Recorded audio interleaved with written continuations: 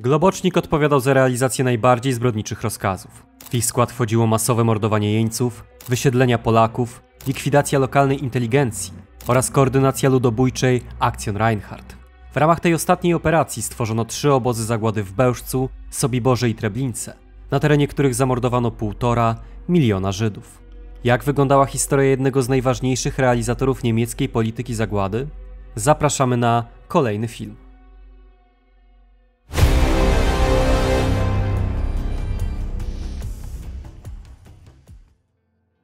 Partnerem kanału Okupowana Polska jest sklep Militaria.pl. Jak wyglądała historia nadzorczyń w niemieckich obozach koncentracyjnych? Zachęcam do zapoznania się z moją najnowszą książką, do której link znajdziecie Państwo pod filmem. Mecenasem dzisiejszego odcinka jest pan Krystian Dziarek. Odilo Globocznik urodził się 21 kwietnia 1904 roku w Trieście jako syn oficera armii austriackiej, który przewidywał dla syna karierę wojskową. W wybranej przez niego szkole Odilo radził sobie naprawdę nieźle. Nauczyciele zapamiętali go jako ucznia ambitnego i konsekwentnego. Rodzinne plany przerwał jednak wybuch I wojny światowej i rozpad monarchii habsburskiej. W tym czasie Odilo interesował się już nie tyle wojskiem, co polityką, przez którą zaangażował się w działalność wyjątkowo nacjonalistycznych i antysemickich korporacji akademickich. Nie powinno zatem dziwić, że Odilo bardzo szybko zafascynował się ruchem Adolfa Hitlera. Najpierw zasilił szeregi lokalnego odłamu partii nazistowskiej, a 1 marca 1931 roku, czyli w wieku 27 lat, wstąpił w szeregi austriackiej NSDAP. Kierownictwo partii skierowało Globocznika do pracy w organizacji propagandowej. Efekty jego działań były bardzo zadowalające i już w 1933 roku awansował on na stanowisko zastępcy Gauleitera Carynthi. Kariera Globocnika została przerwana w zasadzie z dnia na dzień, kiedy to 19 czerwca 1933 roku NSDAP zostało zdelegalizowane w Austrii. Dla samego Globocnika oznaczało to serię aresztowań. W pewnym momencie oskarżono go nawet o zabójstwo. Ostatecznie w wyniku protekcji ojca swojej żony został zwolniony z więzienia, a 1 września 1934 roku wstąpił do SS. Decyzja ta nadała jego karierze ogromnej dynamiki. Od tego momentu Globocznik mógł nie tylko dalej działać na rzecz ruchu nazistowskiego, ale również osobiście poznać jego głównych twórców, w tym przede wszystkim Heinricha Himmlera i jego bezpośredniego pomocnika Reinharda Heydricha, którzy błyskawicznie zauważyli zbrodniczy potencjał tkwiący w Globoczniku. W tym czasie Odilo zajmował się już nie tylko działalnością stricte terrorystyczną polegającą na przemycie broni oraz ładunków wybuchowych, ale również aktywnością propagandową oraz niesieniem pomocy dla zbiegłych nazistów. Wspomniane działania sprowadziły na Globocznika uwagę austriackiej policji, której funkcjonariuszom udało się aresztować SS-mana, a w grudniu 1934 roku zamknąć go w więzieniu na 6 miesięcy. Po odbyciu kary Globocznik ponownie zaangażował się w nielegalne działania i znowu trafił do więzienia, z którego tym razem został dość szybko zwolniony. Ze względu na swoje zaangażowanie i coraz bardziej bojową kartę Odilo wyrastał na jednego z najważniejszych austriackich aktywistów ruchu nazistowskiego, aż wreszcie jego imię pojawiło się na ustach samego Adolfa Hitlera, który postanowił spotkać się z Globocznikiem 16 lipca 1936 roku. Wbrew pierwszym skojarzeniom Führer nie spotkał się ze swoim rodakiem po to, aby go pochwalić. Wręcz przeciwnie. Hitler nakazał Globocznikowi, aby ten zaniechał działalności terrorystycznej i skupił się na bardziej zachowawczych formach zdobywania władzy. Skąd taka postawa u wodza III Rzeszy? Ano stąd, że piastujący od 3 lat godność kanclerza Adolf Hitler miał już dosyć tego, że inni utożsamiają narodowych socjalistów z jakimiś niewychowanymi awanturnikami i postanowił to zmienić. Dużo bardziej pożądanym było stworzenie ich obrazu jako realnej siły politycznej będącej w stanie ugruntować swoją pozycję przy teoretycznym przestrzeganiu norm demokratycznych. Tym samym Hitler nakazał Globocznikowi zachować swoistą wstrzemięźliwość, a urodzony w Trieście SS-man zastosował się do woli Führera. Dzięki posłuszeństwu pozycja Globocznika wciąż rosła, aż wreszcie to on odpowiadał za zorganizowanie spotkania między Adolfem Hitlerem a kanclerzem Austrii Kuchtem von Schuschnigiem. Samo spotkanie, które zorganizowano w Berghofie, przebiegało bardzo autorytarnie, a Hitlerowi udało wymóc się na kanclerzu Austrii spore ustępstwa względem austriackich nazistów. Dobra passa Globocznika trwała, aż wreszcie wziął on bezpośredni udział w zorganizowaniu Anschlussu Austrii, czyli przyłączenia tego państwa do Rzeszy Niemieckiej. Gdy Anschluss stawał się faktem, to właśnie Globocznik w towarzystwie kilku innych bojowników oficjalnie witał Adolfa Hitlera w jego rodzinnym Lincu. Zastosowanie się do woli Führera i duża aktywność w przyłączeniu Austrii spowodowały, że Globocznik bardzo szybko awansował. Początkowo przyznano mu stanowiska szefa Wydziału Politycznego, jednakże to stanowisko, mimo tego, iż bardzo wysokie i bardzo wymagające, nie spełniało ambicji Globocznika, któremu ostatecznie przyznano funkcję sekretarza Besteki.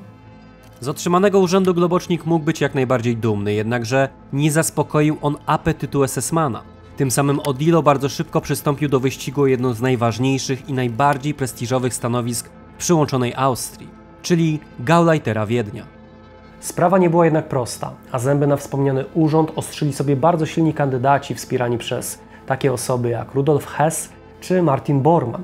Globocznik w swoich staraniach nie był jednak odosobniony, a jego zapleczem, które ostatecznie zdecydowało o przyznaniu mu prestiżowego stanowiska, byli wspierający go od wielu miesięcy Heinrich Himmler i Reinhard Heydrich. Ich wsparcie i wstawiennictwo spowodowały, że 23 maja 1938 roku Odilo Globocznik został mianowany przez Hitlera Gauleiterem. W mowie inauguracyjnej, którą wygłosił 3 dni później, dobitnie podkreślał swoje zaangażowanie w ruch narodowo-socjalistyczny i gotowość do jego rozwijania na terenie Wiednia. W ciągu 6 miesięcy, przekonywał Globocznik, w Wiedniu będzie tylko jedna władza – NSDAP. Polityczne, duchowe, gospodarcze, kulturalne przenikanie całego życia publicznego musi zostać przeprowadzone na gruncie prawdziwej wspólnoty narodowej, z wyłączeniem wszelkich hamulców i trudności, które pochodzą albo z minionego czasu, albo przewidują rozwój w braku dyscypliny. I faktycznie zaangażowanie Globocznika w sprawy Wiednia było bardzo duże, a on początkowo poświęcał każdą wolną chwilę na realizację obowiązków, które jednak w pewnym momencie okazały się zbyt trudne dla Odila. Przede wszystkim zaczął on wykorzystywać swoją pozycję dla uzyskania własnych korzyści majątkowych, co czynił prowadząc lewe interesy, zasilając funduszami publicznymi swoje 2 prywatne konta oraz udzielając gigantycznych pożyczek najbliższym przyjaciołom. Odilo nie tylko nie rozumiał kwestii gospodarczych, ale również naginał je przy każdej możliwej okazji. Co więcej, radykalizował wiedeńskie bojówki, które atakowały na przykład przedstawicieli Kościoła katolickiego, co w katolickiej Austrii było jednak nieakceptowane. Poza tym, co akurat zyskało niemal pełne uznanie Austriaków, Globocznik odpowiadał za wprowadzenie antysemickich ustaw oraz koordynację w Wiedniu Nocy Kryształowej, podczas której spalono w mieście 42 synagogi oraz aresztowano ponad 6000 Żydów. Jakkolwiek antyżydowskie działania realizowane przez Globocznika wpisywały się w ogólną ideologię III Rzeszy, a od pewnego momentu były realizowane wespół z referatem samego Adolfa Eichmanna, o tyle działalność gospodarcza spotykająca się z rozległą krytyką spowodowały, że ostatecznie Globocznik musiał się pożegnać z funkcją Gauleitera Wiednia. Oficjalnie na własną prośbę został pozbawiony tego urzędu 30 stycznia 1939 roku. Dla Karyntejczyka był to ogromny cios i spore upokorzenie. Nie pierwszy jednak i nie ostatni raz z pomocą Globocznikowi przyszedł Heinrich Himmler, który przydzielił go do swojego sztabu, a następnie wysłał na 3-miesięczne szkolenie w szeregach pułku SS Verfügungstruppe der Führer. Dla SS-mana rozpoczął się tym samym nowy, najbardziej zbrodniczy epizod jego życia. Wraz z rozpoczęciem agresji na Polskę Odilo Globocznik wziął udział w walkach w szeregach pułku SS Germania. Wartość bojowa żołnierzy tego pułku nie była zbyt wysoka i skupiali się oni przede wszystkim na terroryzowaniu polskiej ludności i wykonywaniu egzekucji. Gdy SS-manów skierowano na front, dotarli oni do Jaworowa, gdzie wywiązała się bitwa, w wyniku której Niemcy zostali zmuszeni do panicznego odwrotu, pozostawiając na miejscu wszystkie działa i samochody, co okryło żołnierzy wstydem. Porażka, choć dotkliwa, nie przerwała kariery Odilo Globocznika, który 1 listopada 1939 roku, prawdopodobnie znów przy walnej pomocy swojego protektora Heinricha Himmlera, został mianowany wyższym dowódcą SS i policji w dystrykcie Lublin Generalnego Gubernatorstwa. Otrzymane stanowisko dawało Globocznikowi pełnię władzy represyjnej na podległym mu terenie, a sam SS-man stał się bardzo ważną personą na terenie okupowanej Polski. Do powierzonych mu obowiązków przystąpił niezwykle energicznie, nie chcąc ponownie zawieść swojego promotora. Globocznik pojawił się w Lublinie 9 listopada i jeszcze tego samego dnia zorganizowano wielką akcję represyjną wymierzoną w polską inteligencję. W jej wyniku aresztowano ponad 250 osób, duchownych, adwokatów, nauczycieli, profesorów, których następnie zamknięto na zamku w Lublinie. 8 dni później Niemcy zamknęli Katolicki Uniwersytet Lubelski oraz przeprowadzili kolejne aresztowania wśród duchownych, spośród których część wywieziono do KL Sachsenhausen. Nie był to jednak koniec represji. Już 23 grudnia 1939 roku na starym cmentarzu żydowskim w Lublinie rozstrzelano 10 szanowanych mieszkańców miasta. W kolejnych tygodniach Lublinian rozstrzeliwano na terenie miejskich Glinianek oraz w Lubartowie. Ostrze represji zostało wymierzone nie tylko w polską inteligencję, ale również Żydów oraz pacjentów szpitali psychiatrycznych, którzy byli masowo mordowani w oparciu o dyrektywę Adolfa Hitlera, za sprawą której rozpoczęto tzw. akcję T4. Tym samym w grudniu i styczniu SS-mani rozstrzelali ponad 1000 chełmińskich Żydów, a 12 stycznia przeprowadzili likwidację szpitala psychiatrycznego, mordując w nim 420 pacjentów.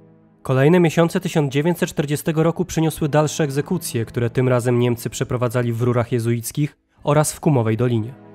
Globocznik nienawidził Polaków. Jego aktywność bardzo szybko wykroczyła poza klasyczny arsenał represji. Już w 1940 roku wysnuł on plan mający na celu germanizację podległego mu terenu.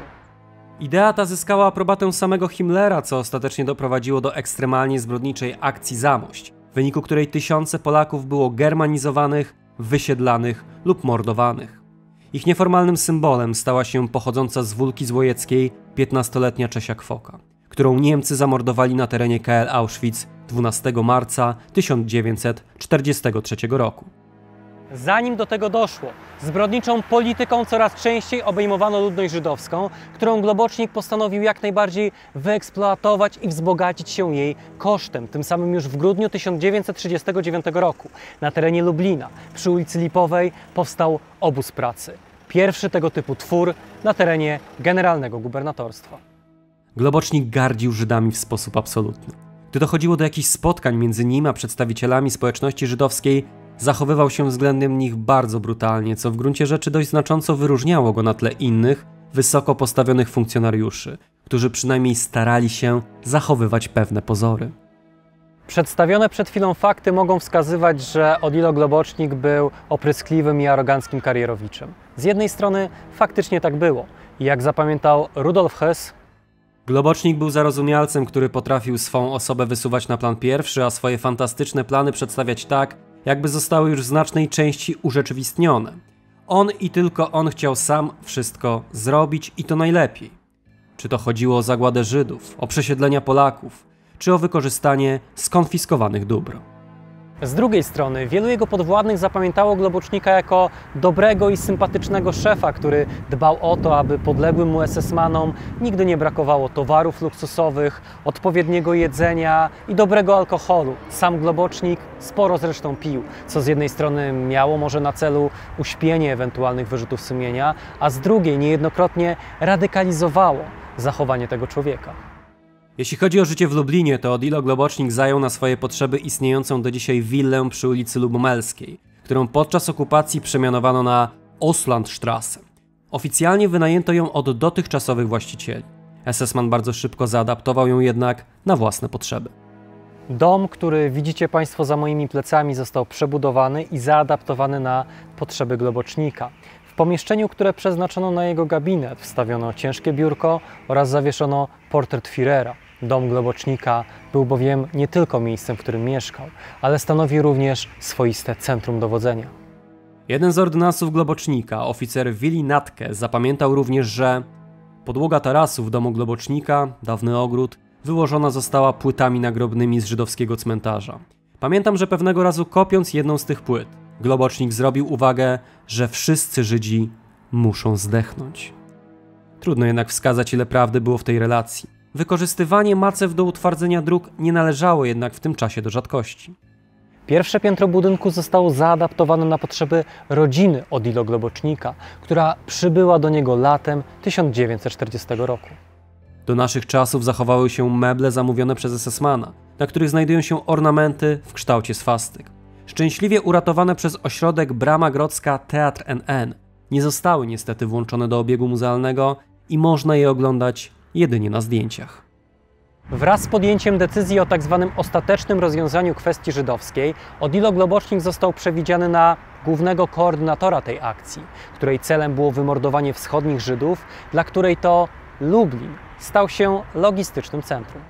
Znajdowały się w nim nie tylko magazyny, w których przechowywano zrabowane dobra, ale również sztab operacji, który umieszczono w budynku przy ulicy Spokojnej w Lublinie. To właśnie tutaj zapadły kluczowe decyzje związane z ludobójstwem, które przeprowadzono w stworzonych specjalnie na ten cel obozach zagłady. Pierwszy obóz zagłady powstał w Bełżcu, a kolejne stworzono w Sobiborze oraz Treblince. Do realizacji ludobójstwa Globocznikowi przydzielono około 500 funkcjonariuszy, w których skład weszło ponad 100 SS-manów i lekarzy zaangażowanych wcześniej w mordowanie chorych psychicznie. Z tymi ostatnimi Odilo spotkał się już jesienią 1941 roku. W trakcie rozmów podjęto decyzję o zainstalowaniu na terenie obozów specjalnych komór podłączonych do silników spalinowych. Budowa i adaptacja obozów trwała przez kilka miesięcy, aż wreszcie w nocy z 16 na 17 marca 1942 roku przeprowadzono pierwszą deportację do Bełżca, gdzie w ciągu zaledwie miesiąca zamordowano około 66 000 Żydów. W maju uruchomiono obóz zagłady w Sobiborze, na terenie którego teraz się znajdujemy, a latem zaczęto mordować na terenie Treblinki. W tych trzech obozach, w Bełżcu, w Sobiborze i w Treblince, zamordowano ponad 1,5 miliona osób. Ta skala byłaby niemożliwa, gdyby nie tempo narzucane przez Odilo Globocznika. SS-man nie tylko nadzorował całą akcję z zabiórka, ale również przeprowadzał inspekcję w obozach i osobiście przeglądał mienie zrabowane ofiarom. Warto bowiem zauważyć, że ludobójstwo przyniosło niebotyczne bogactwa jego koordynatorom. Teoretycznie wysyłano je do Rzeszy, jednakże zanim do tego dochodziło, magazynowano to mienie w fabryce przy ulicy Wrońskiej oraz w magazynach przy ulicy Chopina. Co cenniejsze przedmioty Globocznik kazał sprowadzać sobie do willi. Niektórzy mówili, że w jej piwnicach znajdowały się całe worki wypchane pieniędzmi. Skala przywłaszczenia była tak duża, że zainteresował się nią sam Himmler, który nie podjął jednak żadnych zdecydowanych kroków w sprawie podopiecznego. Globocznikowi nie pierwszy raz pomogło szczęście, które w tym konkretnym przypadku przybrało formę sporu ambicjonalnego na najwyższych szczeblach władzy III Rzeszy, w wyniku którego to sporu władza nad Żydami, nad pracą przymusową Żydów przeszła pod prerogatywy Alberta Speera, czyli ministra uzbrojenia, a tym samym wymknęła się z rąk Heinricha Himmlera, czyli bezpośredniego zwierzchnika Globocznika, który został pozbawiony swojej dotychczasowej funkcji i przeniesiony do Triestu. Gdy we wrześniu 1943 roku Włochy skapitulowały przed aliantami, wojska Wehrmachtu wkroczyły do północnej i środkowej Italii, chcąc zabezpieczyć tę konkretną linię frontu. Niemiecka okupacja objęła również Triest, czyli rodzinne miasto Globocznika, do którego ten został wysłany 23 września 1943 roku. Na terenie Triestu Odilo Globocznik objął funkcję wyższego dowódcy SS i policji, czyli taką samą, jaką pełnił przez 4 lata na terenie Lubelszczyzny. Jego obowiązki były również podobne, a na terenie Triestu został on zobowiązany do likwidacji Żydów. Pomocą w zbrodni służyli Globocznikowi jego partnerzy z Lublina. Metody przyjęte przez SS-manów były bardzo brutalne. Wszystkich aresztowanych i podejrzewanych o kontakty z partyzantką Żydów najpierw torturowano, a następnie mordowano. Na podległym Globocznikowi terenie funkcjonowała również odpowiedzialność zbiorowa. Powszechne były łapanki, egzekucje, pacyfikacje wsi oraz miasteczek. Ponadto Globocznik wziął udział w sformowaniu 22 transportów złożonych z 20 000 słoweńskich Żydów, które wysłano wprost do KL Auschwitz. W takiej atmosferze upływały kolejne miesiące rządów Globocznika, które trwały do wiosny 1945 roku. Zanim jednak doszło do ich przerwania, w życiu Globocznika doszło do dość kuriozalnej sytuacji, w której poślubił on młodszą o 13 lat Laurentię Peterszynek. W zdziwieniu nie chodzi nawet o wiek dziewczyny, co fakt, że była półżydówką. Teoretycznie na małżeństwo zgodę wyraził sam Heinrich Himmler, jednakże z poczynań swojego podopiecznego nie był zadowolony i odmówił mu świadkowaniu w ceremonii. Sama Laurentia przeżyła wojnę, a w styczniu 1946 roku urodziła Globocznikowi syna o imieniu Pejta. Wszystko wskazuje jednak na to, że o urodzinach dziecka Odilo nie dowiedział się nigdy. Gdy III Rzesza chyliła się ku upadkowi, w nocy z 29 na 30 kwietnia Odilo Globocznik opuścił Triest i uciekł do Karyntii. 5 maja dotarł do Klagenfurtu, skąd pospieszył do górskiej hali Müsleher Alm, w której 30 maja 1945 roku został schwytany przez Brytyjczyków. Początkowo Brytyjczycy nie mieli pewności co do tożsamości Globocznika, bowiem ten posiadał cywilne ubranie oraz podrobione dokumenty. Przeczuwano jednak, że może to być słynny zbrodniarz. W obliczu tego faktu postanowiono zdemaskować go podstępem i gdy więźniów jak gdyby nigdy nic sprowadzono do cel, jeden z żołnierzy alianckich krzyknął „Globocznik!”, na co ten machinalnie odwrócił głowę. Choć w tym momencie zabrakło mu czujności, to już później zrealizował swój plan awaryjny, którym było przegryzienie ampułki z cyjankiem, którą dotychczas skrywał w swoich ustach. Zmarł po kilku sekundach. Jego tożsamość potwierdzili inni SS-mani. A sam Globocznik został pochowany 31 maja 1945 roku na pobliskiej Łące. Mimo tych zapewnień bardzo szybko doszło do tworzenia rozmaitych teorii sugerujących, że zbrodniarz żyje i ukrywa się w Argentynie, Irlandii lub na hiszpańskim Costa Brava. Ilość informacji na jego temat była tak duża, że w końcu zainteresował się nimi sam Szymon Wiesenthal. Ten niezmordowany łowca nazistów wystąpił w 1964 roku z żądaniem do rządu austriackiego o to, aby raz jeszcze przebadać okoliczności śmierci zbrodniarza.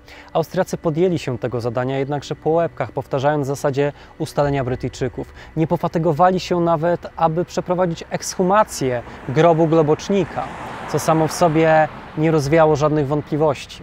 A tym samym historia jednego z największych zbrodniarzy III Rzeszy do dzisiaj owiana jest nimbem tajemnicy. Dziękuję Państwu za uwagę i do zobaczenia w kolejnym odcinku. W dzisiejszym odcinku pozdrawiamy panie Katarzynę Rusnak, Małgorzatę Klamrę, Julie Clark, Urszulę Babiuch, Ewę Ogrodnik i Aleksandrę Jakubik. A ponadto pozdrawiamy panów Krystiana Dziarka, Radosława Kuśmierza, Damiana Stasika, Damiana Dziedzica, Kubę Szafrańskiego, Huberta Kędziorka, Tomasza Sadurskiego, Dariusza Stelmaczonka, Adriana Flora, Piotra Kośmidera, Huberta Walasa, Damiana Piętę, Pawła Smolińskiego, Pawła Łabno, Marcina Hatysa, Kamila Kubowa, Łukasza Papieża, Krzysztofa Piotrowskiego i Rudolfa Miczkę. Ty również możesz mieć wpływ na nasze materiały. Dołącz do nas już dziś na platformie Patronite.